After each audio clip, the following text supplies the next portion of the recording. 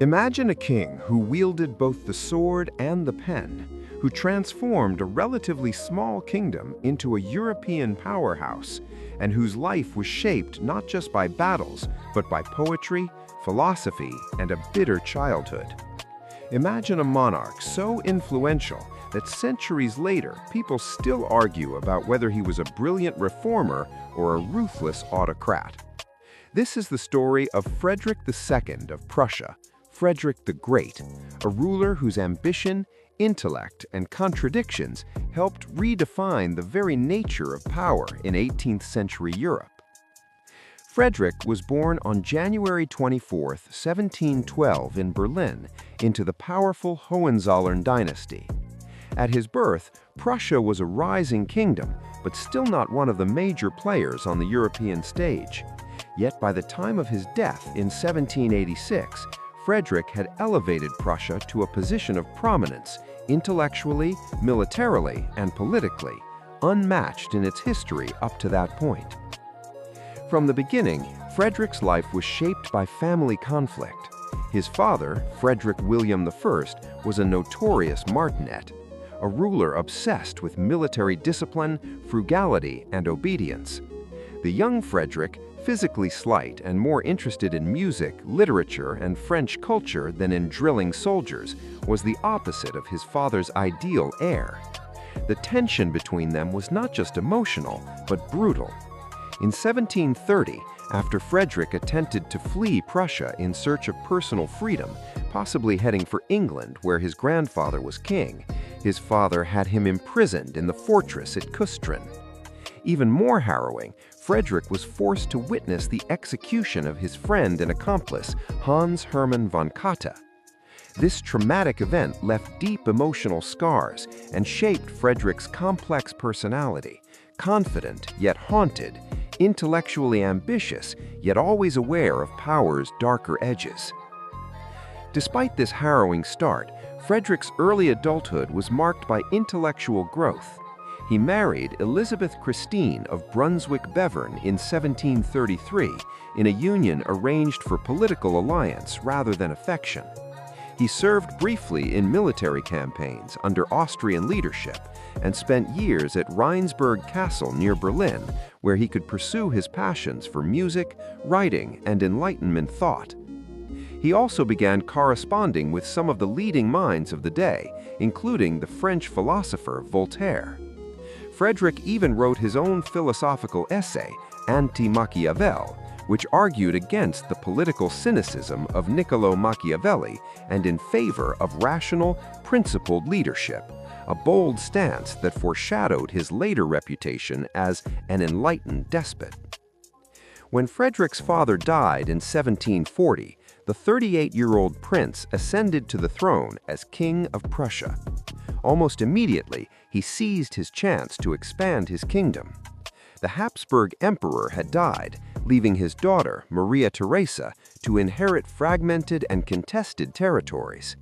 Frederick claimed dynastic rights to the wealthy province of Silesia, and when Maria Theresa refused to cede it, Frederick launched a bold military campaign. What followed was the War of the Austrian Succession, in which Frederick's well-trained army quickly captured Silesia and forced its recognition under the Treaty of Berlin in 1742. His success not only secured one of Prussia's most valuable provinces, but also marked Frederick as a daring military leader. Frederick's military exploits were matched by his political skill. He was adept at forging and breaking alliances to suit shifting circumstances, and he demonstrated a willingness to take bold risks that many of his contemporaries would not. But it was during the 7 Years' War from 1756 to 1763 that Frederick's reputation as a military genius was truly cemented. Facing a coalition that included Austria, France, and Russia, Frederick launched a preemptive invasion of Saxony and engaged in a series of grueling campaigns that tested the limits of his army and his leadership. Despite being heavily outnumbered at times, he scored decisive victories at battles such as Rossbach and Leuthen in 1757, showcasing tactical brilliance that Napoleon would later admire. Even when Berlin was once occupied by enemy forces and Prussia seemed near collapse, Frederick's resilience and strategic daring kept his kingdom in the fight. The conclusion of the 7 Years' War in 1763 left Frederick's hold on Silesia secure and Prussia firmly established as a European great power.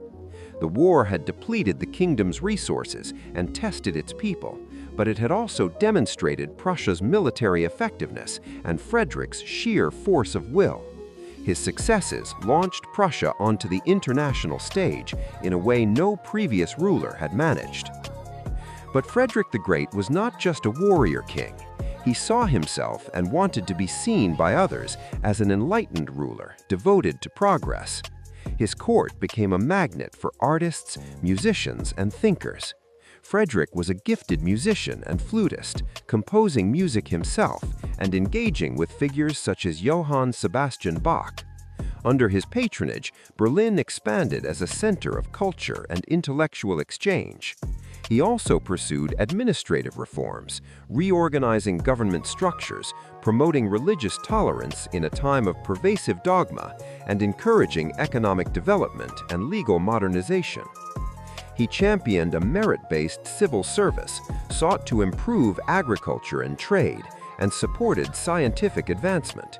These actions reflected his belief that the state, not private interests, should be the engine of progress, and that a monarch should serve his subjects, not the other way around. Historically, Frederick's legacy is complex. He was admired by many for his military prowess and administrative skill, yet criticized by others for his aggressive wars and the authoritarian nature of his rule. His insistence on the primacy of state power over individual rights and his reliance on the Junker nobility, Prussian landed aristocracy, limited the extent of social reform and anchored his rule in traditional hierarchies. Still, his influence on concepts of absolutism and enlightened governance was immense, and he left an imprint on European political thought that lasted well beyond his lifetime. For all his accomplishments, Frederick's life also carried contradictions. He promoted religious tolerance and rational rule, yet maintained an enormous standing army, one of the largest in Europe by the time of his death. He spoke French, patronized French culture, and cultivated intellectual salons, yet engaged in some of the most brutal warfare of the century. He was revered as a philosopher king, yet dismissed genuine democratic impulses. These tensions between the intellectual and the martial, the idealistic and the pragmatic, are part of what makes Frederick's story so compelling. On August 17, 1786, Frederick the Great died in Potsdam at the age of 74. His funeral was a grand affair, and his body was later interred at his beloved palace of Sanssouci, a place that embodied his aesthetic sensibilities and personal tastes. Today, Frederick remains a towering figure in European history, a military innovator, a reforming monarch, and a symbol of Prussia's rise from regional player to continental power. Frederick's life raises enduring questions about leadership, power, and legacy. Was he a hero of the Enlightenment, or merely an enlightened tyrant, a patron of culture, or a warrior king above all? The answer, perhaps, is both, and that very complexity is why his story continues to fascinate listeners and historians alike.